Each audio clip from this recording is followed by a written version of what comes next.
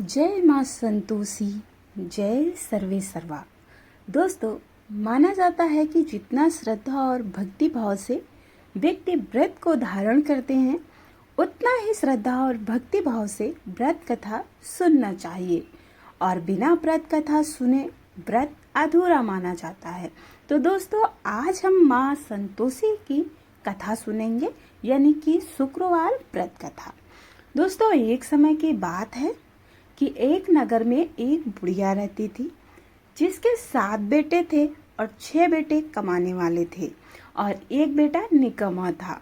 बुढ़िया माँ 6 पुत्रों को जूठा 7वें पुत्र को देती थी। 7वां पुत्र एक दिन अपनी पत्नी से बोला, देखो मेरी माता मुझ पर कितना प्रेम है। वह बोली, क्यों नहीं, सबका जूठा बचा हुआ तुमको खिलाती है। वह बोला, जब तक आंखों से न देखे मान नहीं सकता। पत्नी ने हंसकर कहा, देख लोगे तब मानोगे। कुछ दिन बाद एक बड़ा त्योहार आया। घर सिर दर्द का बहाना बनाकर पतला कपड़ा सिर पर ओढ़कर रसोई में जाकर सो गया और कपड़े में से सब देखता रहा। 6 भाई भोजन करने आए। उसने देखा माँ ने उसके लिए सुंदर सुंदर आसन बिछाए, 7 प्रकार की रसोई परोसी और आग्रह कर करके उन्हें भोजन कराती रही। वह देखता रहा। 6 भाई भोजन कर उठ गए, तब माँ ने उनकी 5 थालियों से लड्डुओं को टुकड़ों को उठाया और एक लड्डू बनाया। जूठन साफ कर माँ ने उसे पुकारा, उठ बेटा उठ, तेरे भाइयों ने भोजन कर लिया, तू भी उठकर भोजन कर ले। उसने कहा, माँ मुझे भोजन नहीं करना है, मैं प्रदेश जा रहा हूँ। माता ने कहा, कल जाना हो तो आज ही जा। वह बोला, हाँ हाँ जा रहा हूँ। यह कहकर वह घर से निकल गया। चलते समय उसने पत्नी की याद आई। वह गौशाला में कंडे थाप रही थी। वहां जाकर वह बोला, मेरे पास तो कुछ नहीं, या अंगूठी है सो ले लो और अपनी कोई निशानी मुझे दे दो। वह बोली, मेरे पास क्या है, यह गोबर भरा हाथ है। यह कहकर पत्नी ने उसकी पीठ पर गोबर के हाथ की थाप मार दी। वह चल दिया। चलते चलते दूर देश में पहुंचा। वहां एक साहूकार की दुकान थी। वहां जाकर बोला, सेठ जी मुझे नौकरी पर रख लो। साहूकार को नौकर की सख्त जरूरत थी। साहूकार ने कहा, काम देखकर तनख्वाह मिलेगी। उसने कहा, सेठ जी जैसा आप ठीक समझे। उसे साहूकार के यहाँ नौकरी मिल गई। वह वहाँ दिन रात काम करने लगा। कुछ दिन में दुकान का लेन देन, हिसाब किताब, ग्राहकों को माल बेचना, सारा काम करने लगा। साहूकार के 7-8 नौकर थे। वे सब चक्कर खाने लगे, लेकिन उसने अपनी लगन, परिश्रम और ईमानदारी से सभी को पीछे छोड़ दिया। उसने अपने किए का फल मिला। सेठ जी ने भी उसका काम देखा और 3 महीने में ही उसे मुनाफे में साझीदार बना लिया। परिश्रम करते करते 12 वर्ष में ही वह नगर का नामी सेठ बन गया और सेठ अपना सारा कारोबार उस पर छोड़कर बाहर चला गया। इधर उसकी पत्नी पर क्या बीती वह सुने। सास ससुर उसे दुख देने लगे। गृहस्थी का काम करवाकर उसे लकड़ी लेने जंगल में भेजते। इस बीच घर की रोटियों के आटे से जो भूसी निकलती, उसकी रोटी से बनाकर रख दी जाती और फूटे नारियल की नरेली में वह पानी दिया जाता था। इस तरह दिन बीतते रहे। एक दिन वह जंगल में लकड़ी लेने जा रही थी। वह उसी रास्ते में बहुत सी स्त्रियां संतोषी माता का व्रत करती दिखाई दी। वहां खड़ी होकर उसने पूछने लगी, बहनों यह तुम किस देवता का व्रत करती हो और इसके करने से क्या फल प्राप्त होता है? इस व्रत के करने को क्या विधि है? यदि तुम अपने इस व्रत का विधान मुझे समझाकर कहोगी तो मैं तुम्हारा बड़ा एहसान मानूंगी। उनमें से एक स्त्री बोली, सुनो, यह संतोषी माता का व्रत है। इसके करने से निर्धनता, दरिद्रता का नाश होता है। लक्ष्मी माता आती हैं, मन की चिंताएं दूर होती हैं और मन को प्रसन्नता और शांति मिलती है। निपुति को पुत्र मिलता है। प्रेतम बाहर गया हो तो वह शीघ्र वापस लौट आता है। कुंवारी कन्या को मनपसंद वर मिलता है। चलता मुकदमा खत्म हो जाता है। कलह क्लेश से निवृत्ति होती है और मुख शांत होता है। घर में धन जमा होता है। यह सब लाभ होता है। जो कुछ कामना हो सब संतोषी माता की कृपा से पूरी हो जाती है, इसमें संदेह नहीं। वह पूछने लगी, यह व्रत कैसे किया जाता है, यह भी बताओ, बड़ी कृपा होगी। वह स्त्री कहने लगी, बिना परेशानी, श्रद्धा और प्रेम से जितना भी हो सके प्रसाद लेना। 5.25 पैसे से 5.25 आने तक, इससे भी ज्यादा शक्ति और भक्ति के अनुसार गुड़ और चना ले। हर शुक्रवार को निराहार रहकर कथा कहना सुनना, इसके ओम बीज कम नहीं टूटे। लगातार नियम पालन के करने से सुनने वाले को दीपक का घी जलाकर उसके आगे जल के पात्र रखकर कथा कहना, परंतु नियम ना टूटे। जब तक कार्य सिद्धि ना हो नियम का पालन करना और कार्य सिद्ध हो जाने पर व्रत का उद्यापन करना। 3 मास में माता पूरा फल प्रदान करती हैं। यदि किसी के ग्रह खोटे हैं तो भी माता 1 वर्ष में अवश्य उनको अनुकूल करती हैं।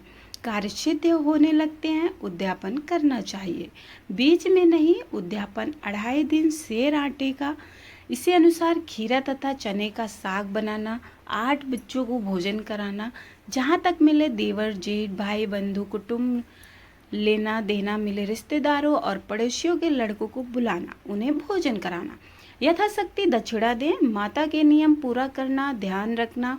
उस दिन घर में कोई भी खटाई ना खाए, या सुन वहां से चल दी। रास्ते में लकड़ी के बोझ को बेच दिया और उन पैसों से गुड़ चना लेकर माता के व्रत की तैयारी कर आगे चली।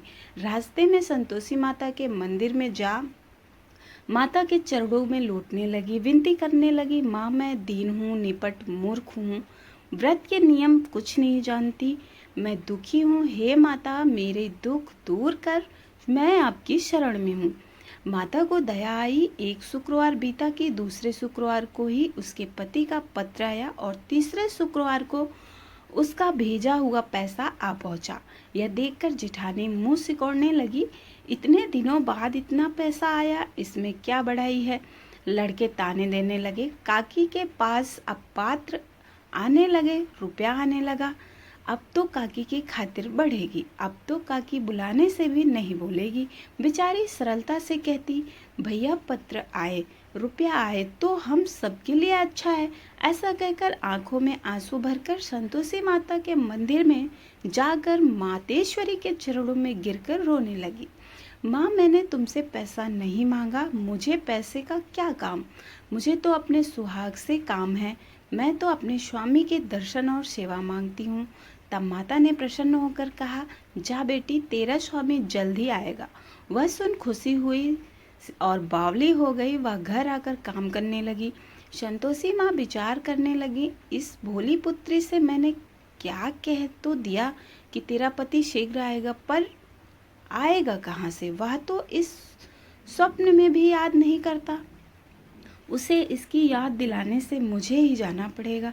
संतोषी माता ने उस बुढ़िया के बेटे को स्वप्न में समझाया, पुत्र तेरी घरवाली कष्ट में है, उठ। और यह बोला, हाँ माता यह तो मुझे भी मालूम है, परंतु क्या करूं, वहां कैसे जाऊं। प्रदेश की बात है, लेन देन का सारा हिसाब किताब है, कोई जाने का रास्ता नजर नहीं आता। आप ही कोई राह दिखाएं कि वहां कैसे जाऊं। माँ कहने लगी, सवेरे नहा धोकर संतोषी माता का नाम ले, घी का दीपक जला, दंडवत कर और दुकान पर जा बैठना। देखते देखते तेरा लेन देन चुक जाएगा, जमा माल बिक जाएगा, सांझ होते होते धन का ढेर लग जाएगा। वह अगले दिन सुबह बहुत जल्दी उठा। उसने अपने मित्र बंधुओं और परिचितों से स्वप्न में माता द्वारा कही गई बात सुनाई। वे सब उसकी बात सुनकर उसकी खिल्ली उड़ाने लगे। वह कहने लगे कि कहीं कभी सपने की बात भी सच्ची होती है। एक बूढ़ा व्यक्ति बहुत समझदार था। वह बोला, देखो भाई मेरी बात मानो, इस तरह से सच या झूठ कहने से बदले देवता ने जैसे कहा है वैसा ही करना, तेरा क्या जाता है। बुढ़े की बात मानकर नहा धोकर उसने संतोषी माता को प्रणाम किया। फिर भी घर का दीपक जलाकर दुकान पर जा बैठा। शाम तक धन का ढेर लग गया। वह हैरान हुआ, मन में संतोषी माता का नाम ले प्रसन्न हुआ और घर जाने के वास्ते गहना कपड़ा सामान खरीदने लगा। सब काम से निपट अपने घर को रवाना हुआ। उधर उसको पत्नी जंगल में लकड़ी लेने गई। लौटते वक्त थक जाने के कारण संतोषी माता के मंदिर में विश्राम करने बैठ गई। यहाँ तक उसका रोज रुकने का स्थान था। धूल उड़ती देख उसने माता से पूछा, हे माता, यहाँ धूल कैसी उड़ रही है? माँ ने कहा, हे पुत्री, तेरा पति आ रहा है। अब तू ऐसा कर, लकड़ियों के 3 बोझ बना, एक नदी के किनारे रख, दूसरा मेरे मंदिर में और तीसरा अपने सिर पर रख। तेरे पति को लकड़ी का गट्ठा देखकर मोह पैदा होगा या वहाँ रुकेगा।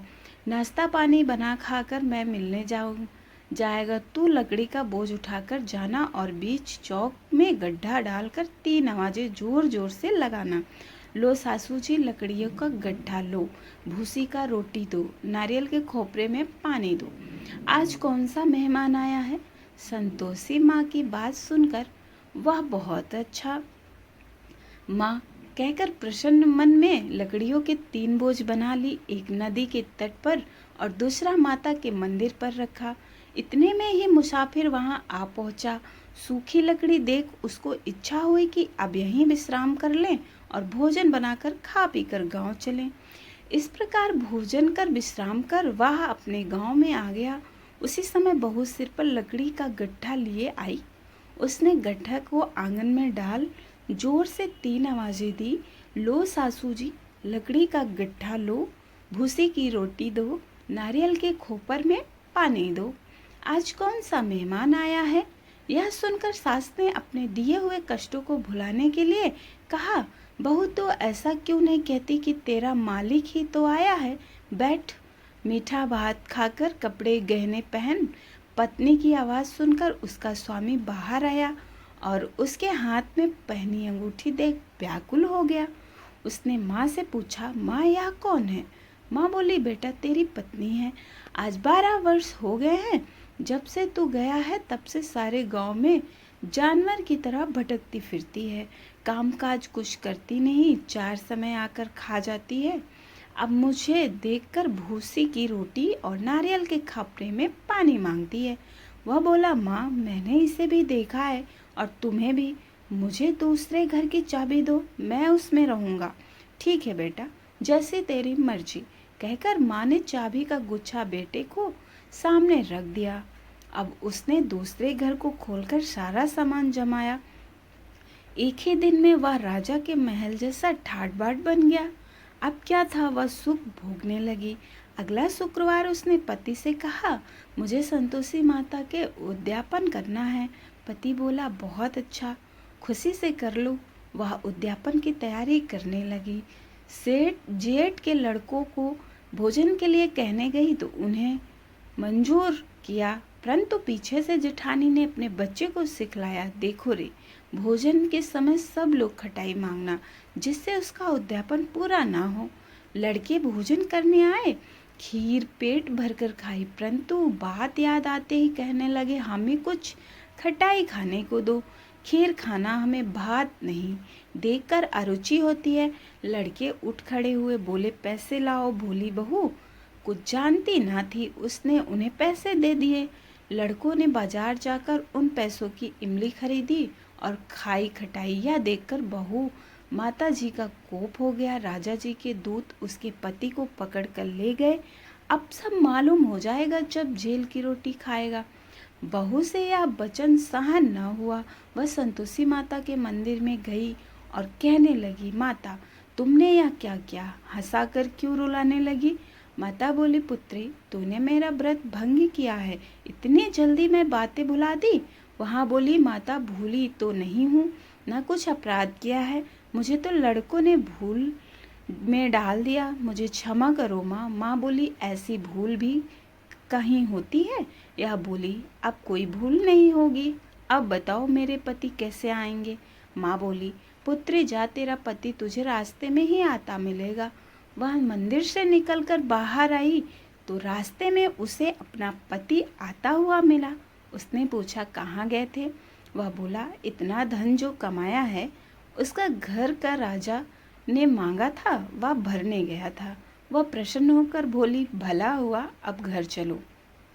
फिर अगला शुक्रवार आया, वह बोली मुझे माता का उद्यापन करना है।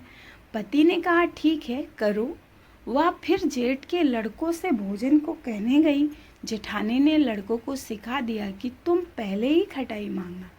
लड़के भोजन करने बैठे, लेकिन भोजन करने से पहले ही कहने लगे हमें खीर पूरी नहीं भाती जी, बिगड़ता है, कुछ खटाई खाने को दो। या बोली खटाई खाने को तो नहीं मिलेगी, खाना हो तो खाओ। उनके उठकर चले जाने पर उसने ब्राह्मणों को लड़कों को बुलाकर भोजन करवाया। दक्षिणा की जगह उन्हें एक एक फल दिया।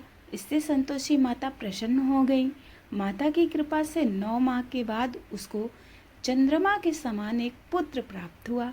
पुत्र को लेकर वह प्रतिदिन संतोषी माता के मंदिर में जाने लगी। माँ ने सोचा कि यह रोज आती है, आज क्यों न मैं ही इसके घर चलूं, इसका आसरा देखूं तो सही। यह विचार कर माता ने भयानक रूप बनाया। गुड़ और चने से सना मुख, ऊपर से मुंड का सामान, होठ पर मक्खियां भिनभिना रही थी। दहलीज पर मैं पैर रखते ही उसकी सास चिल्लाई देखो रे कोई चुड़ैल डाकनी चली आ रही है, लड़को इसे भगाओ नहीं तो सबको खा जाएगी। बहू रोशनदान से देख रही थी। वह प्रसन्न हो उठी, आज मेरी माता मेरे घर आई है। वह कहकर दूध पीते बच्चों को गोद में उतार दिया और इस पर उसको सास क्रोध से भरकर अरी रोड देखकर कैसी उतावली हुई, जो बच्चे के पटक दिया। इतने में माँ के प्रताप से जहाँ देखो वहाँ लड़के ही लड़के नजर आने लगे। यह बोली माँ जी, मैं जिनका व्रत करती हूँ वह यही संतोषी माता हैं। इतना कह के उसने झट से घर के सारे किवाड़ खोल दिए। सबने माता के चरण पकड़ लिए और विनती कर कहने लगे हे माता, हम मूर्ख हैं, अज्ञानी हैं, तुम्हारे व्रत की विधि हम नहीं जानते, तुम्हारा व्रत भंग कर हमने बड़ा अपराध किया है। हे माता, आप हमारे अपराधों को क्षमा करो। इस प्रकार बार बार कहने पर संतोषी माता प्रसन्न हुई। इसके बाद उसकी सास कहने लगी हे संतोषी माता, आप बहुत फल दें, वैसा सबको देना